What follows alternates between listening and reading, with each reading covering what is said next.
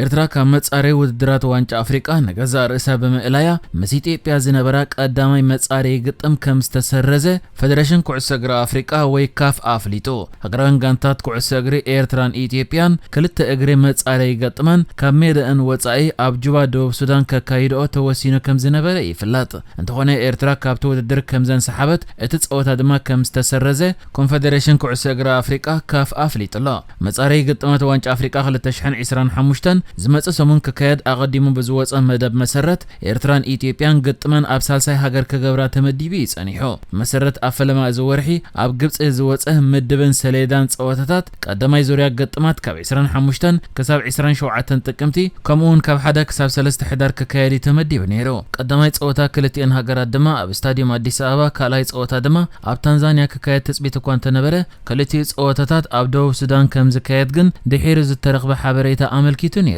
ኤርትራን ኢትዮጵያን ኣብዚ እዋን እዚ ንዓለም ለኻዊ መለክዒታት ኩዕሶ እግሪ ኣፍሪቃ ወይ ካፍ ዘማልእ ስታዲየማት ከም ዘይብለን ይፍለጥ። ይኹን እምበር ኢትዮጵያ ኣብ ዝቐረበ ዓመታት ዝጀመረቶ ህንጸት ስታዲየማት ይቕጽል ኣብ ዘለወሉ እዋን ኣብ ቀረበ እዋን ኣደይ ኣበባ ዝበሃል ስታዲየም ክትምረቕ ምዃና ይግለጽ ኣሎ። እቲ ኤርትራን ኢትዮጵያን ክራኸባሉ ተሓሲቡ ዝነበረ መጻረይ ግጥም ነቲ ኣብ ኬንያ ዝካየድ ኣብ 2009 ዝፈለመ ነቶም ኣብ ክለባት ሃገራቶም ዝርከቡ ተጻወቲ ማለት ኣብ ውድድራት ሊግ ውሽጢ ሃገር ተጻወቲ ጥራይ ዘሳትፍ ዋንጫ ኣፍሪቃ እዩ። እዚ ውድድር ካብ 1 ክሳብ 28 ለካቲት 2025 ክካየድ እዩ።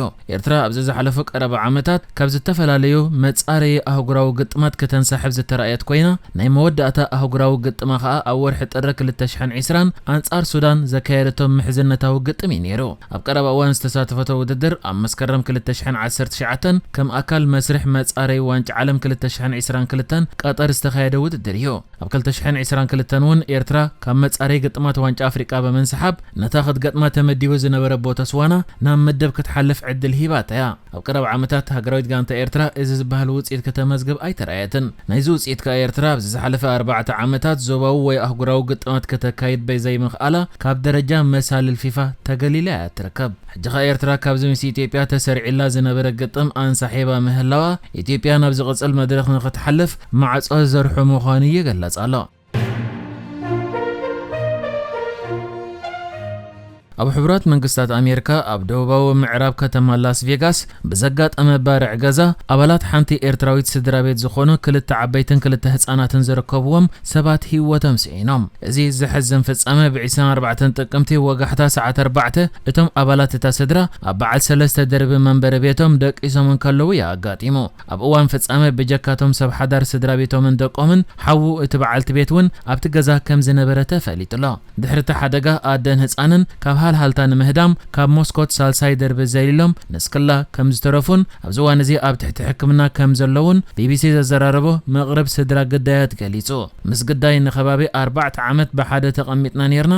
እቶም ስድራውን ከም ስድራ እዮም ንዓይ ኣዝዩ ጥቡቕ ቅርበት ኣለና። ንዓይ ገበርቲ ጽቡቕ እዮም፣ ኣዝዮም ጥዑማትን ሕያወትን ስድራዮም ኣዝዩ ዝሕምም ክትኣምኖ ዘጸግም ፍጻመ ይክብልውን። እዚ ንማዕከን ዜና ቢቢሲ ቃሉ ዝሃበ መቕረብ ተዛሪቡ። እቲ ሽሙ ክዕቀብ ዝደለየ መቕረብ እቲ ፍጻመ ኣብ መላእ ቤተሰብ ከቢድ ስምባደ ፈጢሩ ከም ዘሎ ብምግላጽ 4 ትንፋስ ካብ ሓደ ገዛ ኣብ ሓደ ለይቲ ክትስእን ኣዝዩ ከቢድ ኢሉ በቃ ከምዚ ደቂስካስ ኦ ይሓልም ባየ ነይረ ክትብል ጥራይኻ እትምነ ክብል ብመሪር ጓሂ ይዛረብ። ወሲኹ ጠንቂ እትባርዕ ብዝምልከት ዛጊድ ዝኾነ ሓበሬታ እኳ እንተዘየለ ፖሊስ ምርመራ የካይድ ምህላው ገሊጹ። ሰበስልጣን እቲ ከባቢ ብወገኖም ጠንቂ እትባርዕ ይምርምርዎ ከም ዘለዉ ብምግላጽ ጎራብቲ ኣብ እዋን እትባርዕ መፍንጃር ከም ዝሰምዑ ከም ዝገለጹ ምሕባሮም ኢቢሲ ኒውስ ዝተባሃለ ማዕከን ሓበሬታ ጸብጺቡሎ። ብጀካዚ እቲ ኣደን ህፃንን ዘይተገልጸ መጉዳእታ ኣጋጢሞም ናብ ማእከል ሕክምና ዩኒቨርሲቲ ላስ ቬጋስ ክውሰዱ ከለዉ መጥፋእቲ ሓዊ ድማ ሐሙስ ቅድሚ ወጋሕታ ነቲ ሃልሃልታ ንምጥፋእ ከም ዝተረባረቡ ሓላፊ መጥፋእቲ ሓዊ ጆን ስቴንቤክ ንማዕከን ዜና ኢቢሲ ኒውስ ገሊጹ። ኣስማት ናይቶም በዝባርዕ ህይወቶም ስኢኖም ዘለውን ዝተጎድኡን ካልእ ዝርዝራትን ንግዚኡ ተዓቂቡ ከም ዘሎ ድማ ማዕከን ዜና ቢቢሲ ሓቢራ። ኣብ ኣዲስ ኣበባ ኣብ ዝተኻየደ መበል 46 ስሩዕ ሓፈሻዊ ጉባኤ ኮንፌደሬሽን ኩዕሶ እግሪ ኣፍሪቃ ካፍ ብዝተፈላለዩ ውሳነታት ተዛዚሙ። ኣብቲ ጉባኤ ፕሬዝደንት ካፍ ፓትሪስ ሞትሴፔ ኢትዮጵያ ዋንጫ ኣፍሪቃ ንምእንጋድ እትገብሮ ዘላ ጻዕሪ ብኮንፌደሬሽን ኩዕሶ እግሪ ኣፍሪቃ ወይ ካፍ ክርአ ምዃኑ ገሊጹ። ኣብቲ ኣኼባ ኢትዮጵያ ዋንጫ ኣፍሪቃ ክትእንግድ ትደሊ ምዃና ብፕሬዝደንት እቲ ሃገር ታየ ኣጽቀሥላሴ ኣብ ዝተውሃበ መደረ ተገሊጹ። ኣብቲ ኣኼባ ኢትዮጵያ ዋንጫ ኣፍሪቃ 2029 ንኽትእንግድ ሕቶ ዝቐረበ ኮይኑ ፕሬዝደንት ኢትዮጵያ ታየ ኣጽቀሥላሴ ድማ ካፍ ነቲ ሕቶ ክቕበሎ ጻውዒት ኣቕሪብዮ። ኮንፌደሬሽን ኩዕሶ እግሪ ኣፍሪቃ ካፍ ከዓ ንናይ ኢትዮጵያ ሕቶ ክሪኦ ምዃኑ ኣፍሊጡሎ። ኣብቲ ኣኼባ ዝተሳተፈ ፕሬዝደንት ፊፋ ጂያኒ ኢንፋንቲኖ ብወጋኑ ኢትዮጵያ ቤት ናይ ኣፍሪቃውያን እያ፣ ኢትዮጵያ ኣብ ሓድነት ኣፍሪቃ ልዑል ተራ ዝተጻወተት ቤት ኣፍሪቃውያን ድሕሪ ምባል ኢትዮጵያ ኣብ ኮንፌደሬሽን ኩዕሶ እግሪ ኣፍሪቃን ሓድነት ኣፍሪቃን ብቐጻለ ኣበርክቶ እያ ገይራ። ናብ ኢትዮጵያ ክመጽእ እንከለኹ ድማ ናብ ቤት ኣፍሪቃ ዝመጻኹ ኮይኑ ዝስምዓኒ ክብል ተዛሪቡ። ፕሬዝደንት ፊፋ ጂያኒ ኢንፋንቲኖ ብተወሳኺ ብዛዕባ እቲ ኢትዮጵያ ኣቕሪባቶ ዘላ ዋንጫ ኣፍሪቃ 2029 ናይ ምእንጋድ ሕቶ ኣብ ኣፍሪቃ ዝኾነት ሃገር ናይ ኣፍሪቃ ውድድር ወይ ዓለም ለኻዊ ውድድር ከተእንግድ እንድሕር ኮይና ብፊፋን ካፍን ተቐባልነት ዘለዎ ደረጃታት ፊፋን ካፍን ዘማልእ ስታድዮማት ከተሃንጽ ኣለዋ ኢሉ። ኣብቲ ኣኼባ ፕሬዝደንት ፌደሬሽን ኩዕሶ እግሪ ኢትዮጵያ ኢሳያስ ጂራ ብወገኑ ኢትዮጵያ 2029 ዋንጫ ኣፍሪቃ ንኽትእንግድ ካፍ ሕቶኣ ክቕበሎ ጻውዒት ኣቕሪብዩ። ኣብዚ ኣኼባ ብጀካ ሰበስልጣን ፌደሬሽናት ኩዕሶ እግሪ ኣፍሪቃን ዓለምን ናይ ቅድም ብሉጻት ተጻወቲ ከም ካሜሮናዊ ሳሙኤል ኤቶ፣ ናይጄርያዊ ጄጄ ኦካቻ፣ ሴኔጋላዊ ኤልሓጂ ዲዩፍ፣ ዛምቢያዊ ካሉሻ ቡዋይላ ከምኡ ድማ ካልኦት ተጻወቲ ነበር ተሳቲፎም ነይሮም እዮም። ኢትዮጵያ ኣብ 2029 ዋንጫ ኣፍሪቃ ንምእንጋድ ኣብ ናይ ስፖርት ትሕቲ ቅርጻ ሓድሽ ምዕባለታት ትገብር ዘላ ኮይና ኣብ ኣዲስ ኣበባ ከዓ ስታድዮም ተሃንጽ ምህላዋ ይፍለጥ። ቀዳማይ ሚኒስትር ኢትዮጵያ አብይ ኣሕመድ እውን ምስ ፕሬዝደንት ኮንፌደሬሽን ኩዕሶ እግሪ ኣፍሪቃ ወይ ካፍ ከምኡ ድማ ኣባላት ፈጻሚት ኮሚቴ ኮንፌደሬሽን ኩዕሶ እግሪ ኣፍሪቃ ናብቲ ኣብ ኣዲስ ኣበባ ዝህነጽ ዘሎ ኣደይ ኣበባ ዝበሃል ስታድዮም ምብጻሕ ኣካይዱ ነይሩ እዩ። መሰረት ዝወጽእ ዘሎ ሓበሬታ ድማ እዚ ስታድዮም ኣብ ዝዛዘመሉ እዋን ኣስታት 62,000 ተዓዘብቲ ክእንግድ ትጽቢት ይግበረሉ።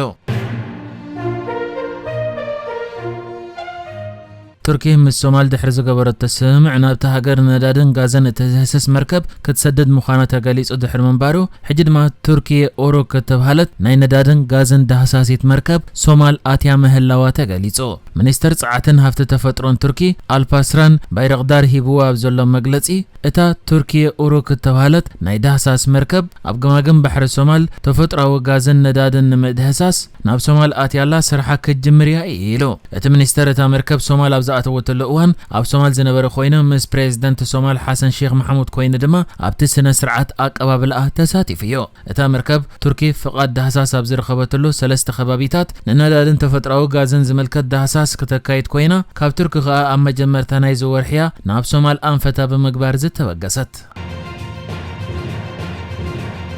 نحجز تدالو الزيناتات إزينيرو بكالك سب نرغب سلام نعخم.